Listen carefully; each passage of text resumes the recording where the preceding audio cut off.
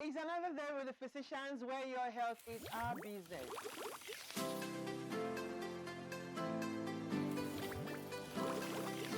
Growth spot the end. So you are not going to take some drastic measures. But a 10-year-old coming, pressure is high. But also to know that it's not only when your pressure is high that you have your hormones. And I don't know about any other one, but what you know, You're welcome back to the training also of your regular program.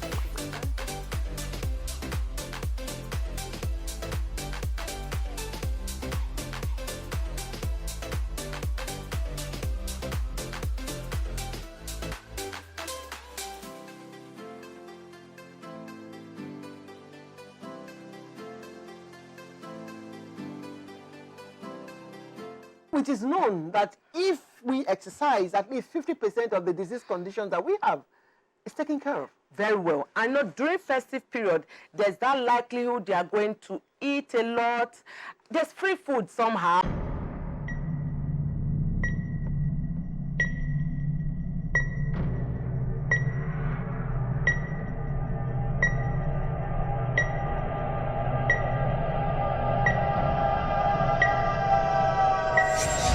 Overweight and obesity are defined as abnormal or excessive fat accumulation that presents a risk to health.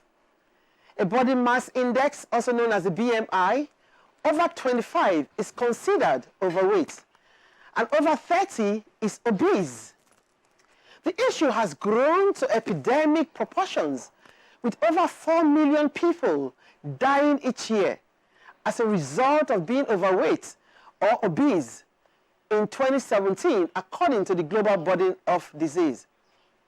Rates of overweight and obesity continue to grow in adults and children.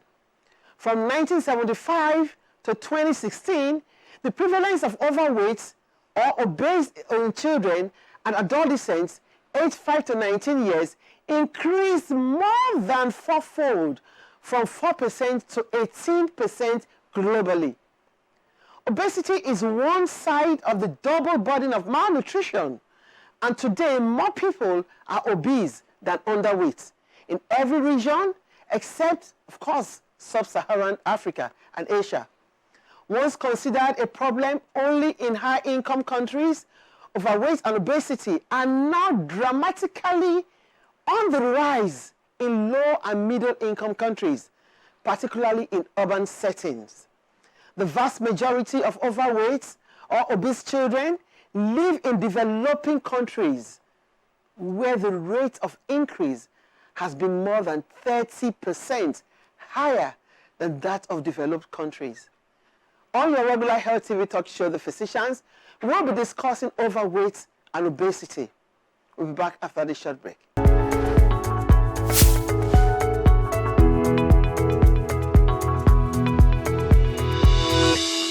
It's another day with the physicians where your health is our business.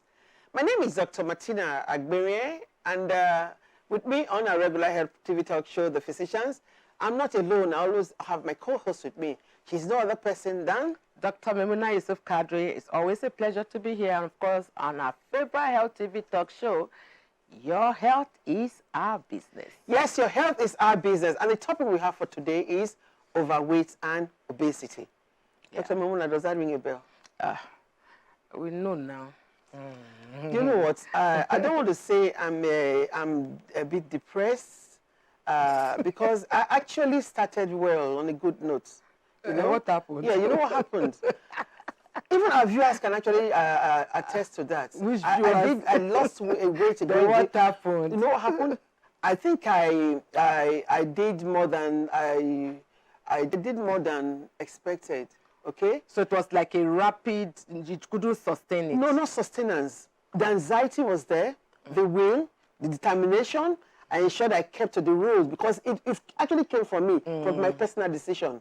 But unfortunately, I had this domestic accident and had a knee injury. So you and had of course, to the slow doctor down. had to tell me that, Dr. Agbere, you are not a young girl. You have to rest. I went as far as going to the stadium to go and buy it needs support to be able to heal faster. But with that, even with exercise, even when you stop and you are doing the right thing, somehow the weight just keeps coming. I can assure you that I'm more determined than ever. I'm going to go back there and even get better.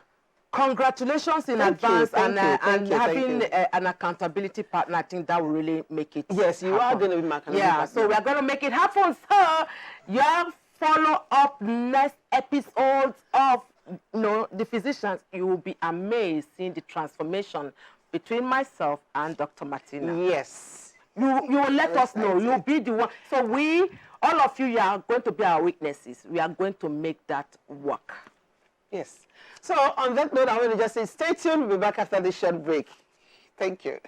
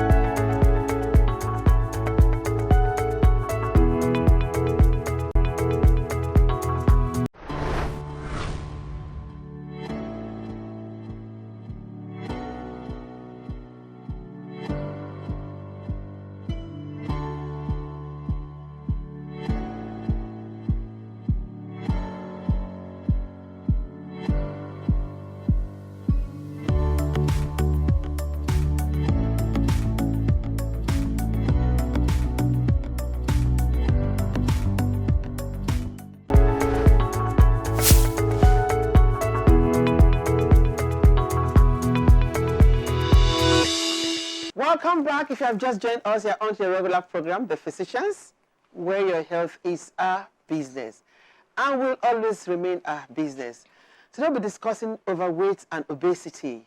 Like I said much earlier, overweight and obesity are actually abnormal or excessive fat accumulation that actually presents as a risk to health. And in the studio with me to discuss this is our very own beautiful, intelligent Dr. Omobolanle Johnson. She is a public health physician and, of course, the General Secretary of the Medical Women Association of Nigeria. Join me in welcoming our guests for today's program. Today is going to be exciting. Very exciting, really. You can imagine it. Talking about obesity. I almost jumped into your conversation. About obesity. Thank you So, Dr. Johnson, maybe you want to just first tell us, is it a general overview or what is obesity and what is overweight? What is the difference, really? So obesity, well, there's some kind of interconnection, but as doctors, we kind of put like a distinction. Okay. So obesity and being overweight just means you have excess fat. Yeah. And because of the way we determine what the risks are, we've decided that people who are obese have more risks than people who are overweight. So we need to determine who is overweight and who is obese. So how do we do that? We use two things. We use what we call a BMI. The body mass index. Body mass index. And what the body mass index does is to look at your weight and your height in kilograms. There's a way to calculate it in pounds, but I won't go into that. Yeah. So you take your weight in kilograms, say for instance your weight is 70, and your height is 1.6.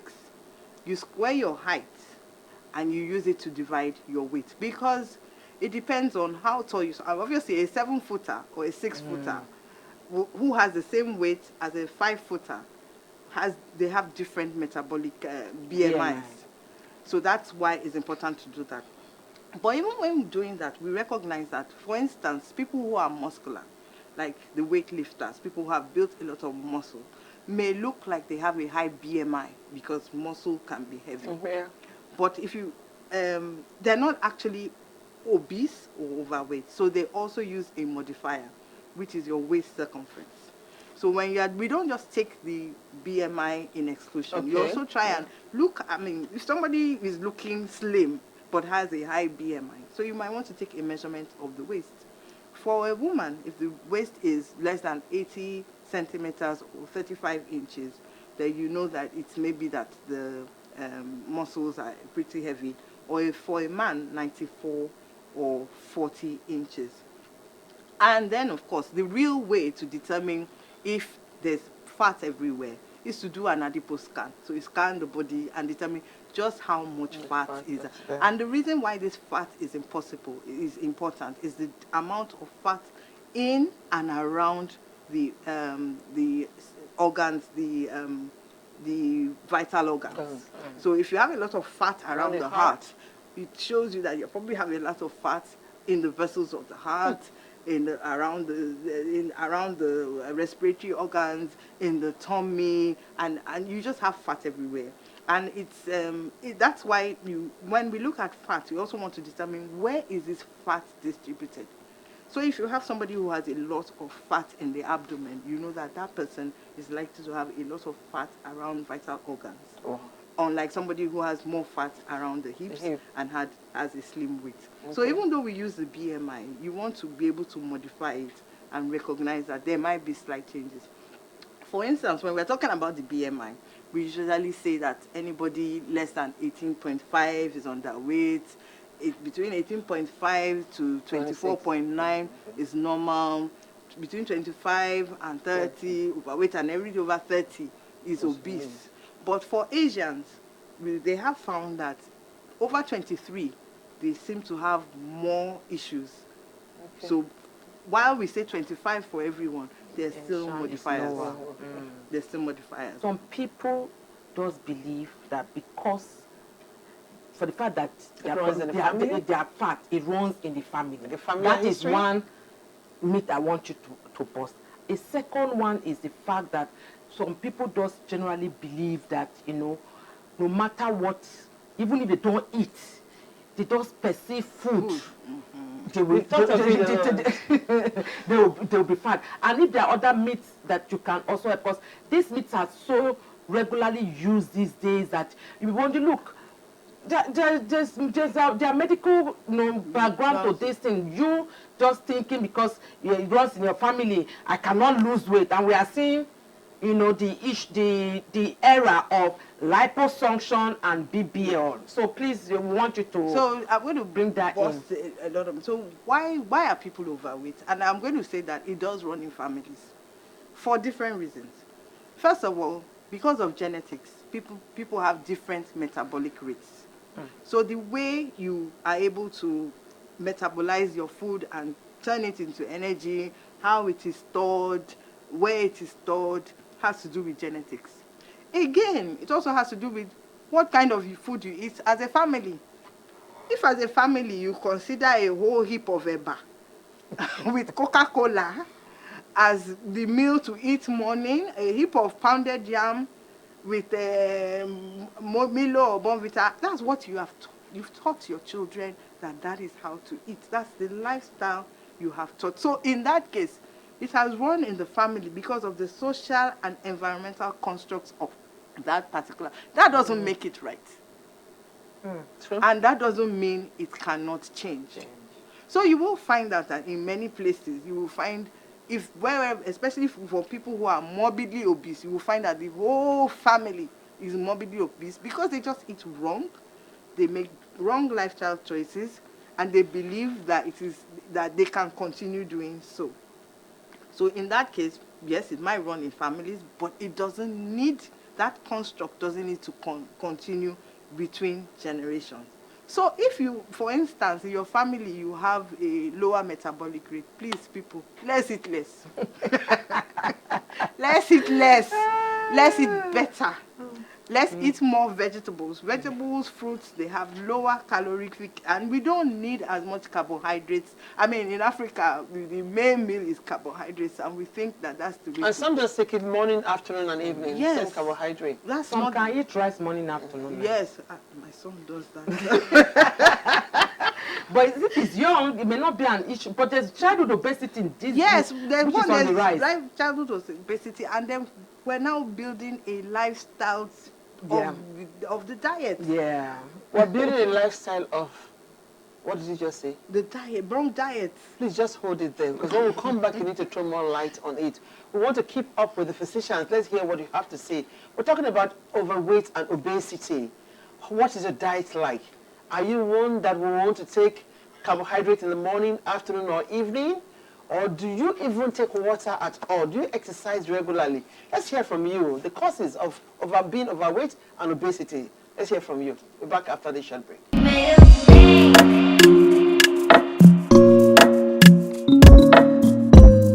Overweight is when the BMI is greater than 25. Why for obesity? When the BMI is greater than 30. The weight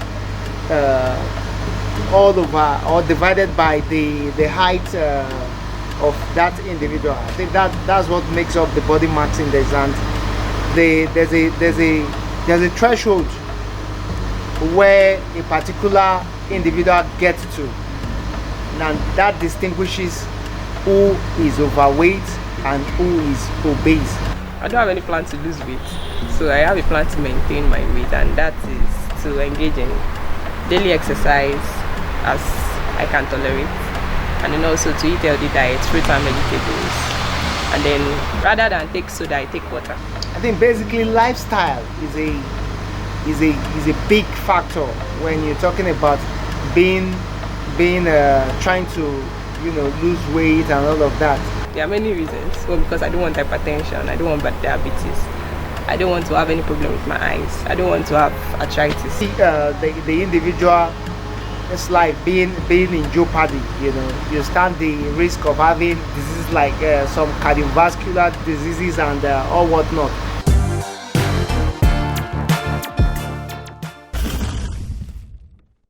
Welcome back. If you have just joined us, you're on to your regular program, The Physicians, where your health is our business. We've been discussing overweight and obesity, and in the studio is Dr. Omobolanle Johnson. So how do people manage being overweight, taking carbohydrates in the morning, afternoon, and evening? What do you think is responsible? Is it because they don't know what to take?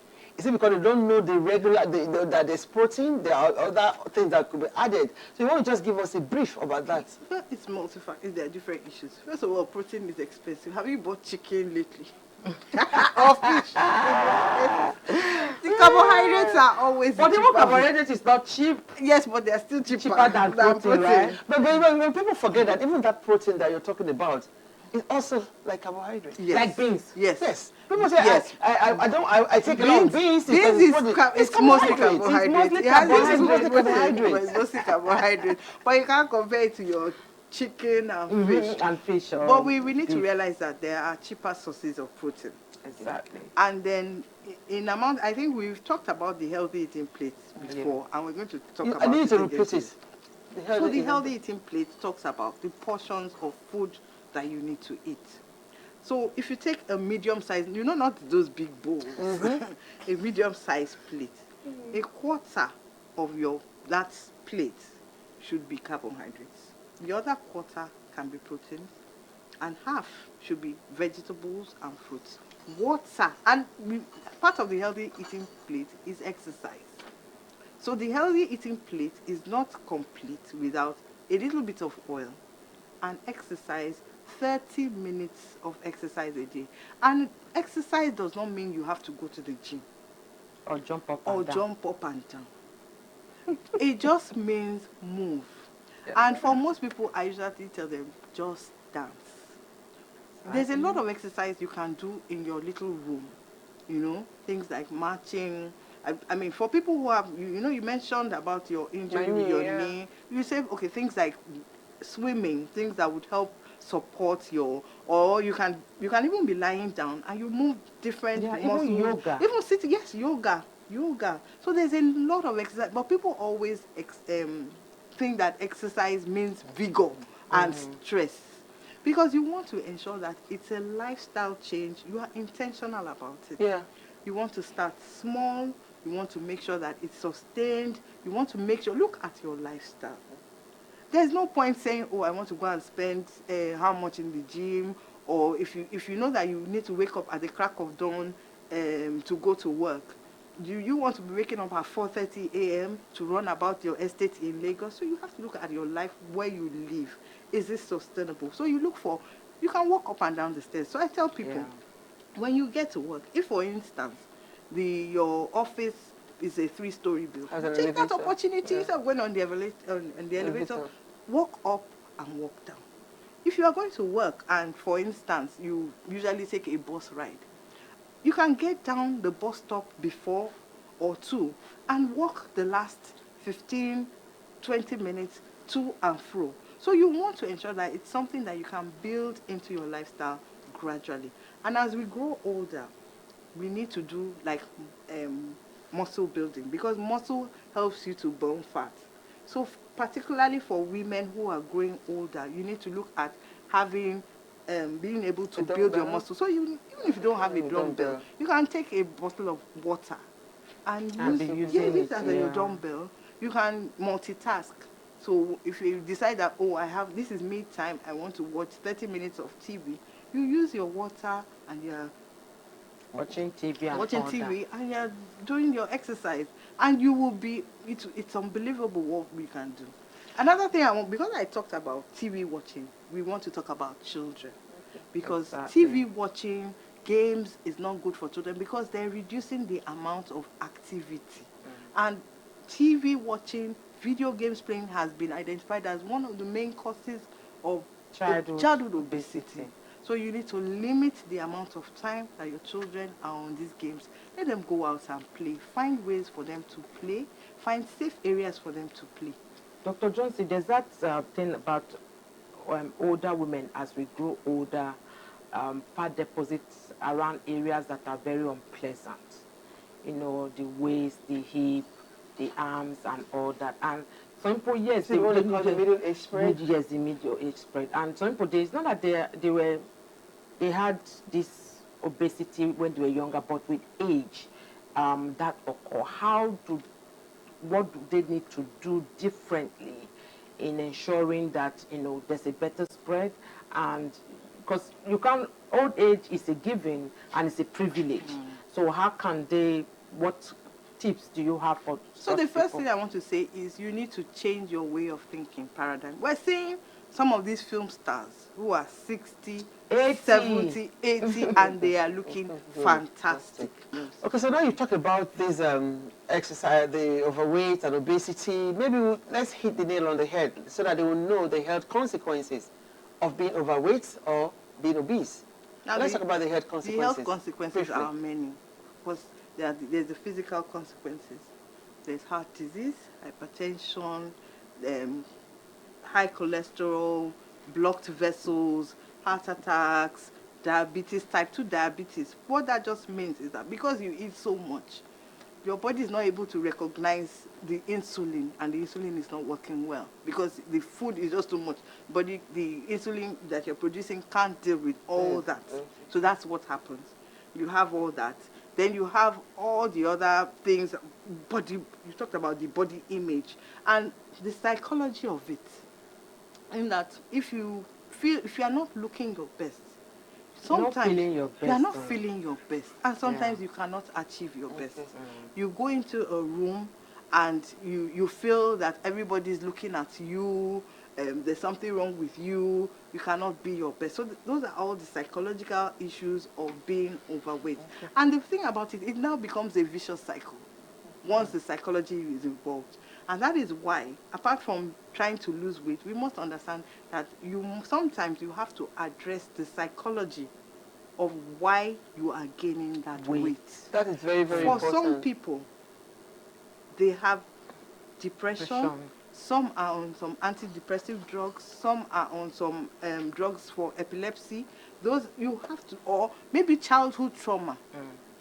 Childhood trauma, something happened in your childhood, and food is being used as a method of emotional eating. Yes, panacea for whatever problem is wrong. So sometimes, for some people, they need to deal with that psychological issue before they can deal with the weight loss.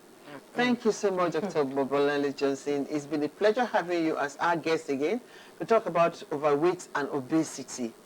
It's actually a topic that is everyone would want to listen and they follow through. Like my colleague and I talked much earlier, we want to do something that is called the Physicians Challenge. And I'm sure our viewers out there will actually, you can actually join us. You can join. Challenge. Yeah, that's the truth. On that note, I'll say thank you for keeping the day with us. I still remain Dr. Martina Agbere. Till next time, stay blessed. Thank you very much, Dr. Omobolanle. And of course, to our viewers, you've heard about our Physicians Challenge, and we are going to break it down. So myself and Dr. Martina are going to start on the Physicians Challenge. And we've already recruited someone right on set, which is Dr. Omobolanle Johnson. For you viewers, you also have a chance to be part of this Physician Challenge. So watch out on our website. By January 1st, we are going to have a link there where you can join us on the Physician Challenge. We are going to have, if you're a vendor with regards to nutrition, those that sell salad and healthy meals, and of course the fitness person too, come on board. This is going to be a family challenge, and I'm sure you will enjoy it as much as we are also going to enjoy it. So please watch out on our website. By January 1st, the link will be up there and running. You sign up and be part of the Physicians Challenge, which is going to hold between January to March 2023. And we have prizes for the people that are going to lose more, weight accordingly to what we have on board. On that note, please recruit every other person to follow us on all our various social media platforms, Twitter, Instagram, Facebook. Our previous episodes are up and running on our YouTube page. And if you want to be part of this program, you are just a click away. Till next time, my name remains Dr. Mimuna Yusuf Kadri.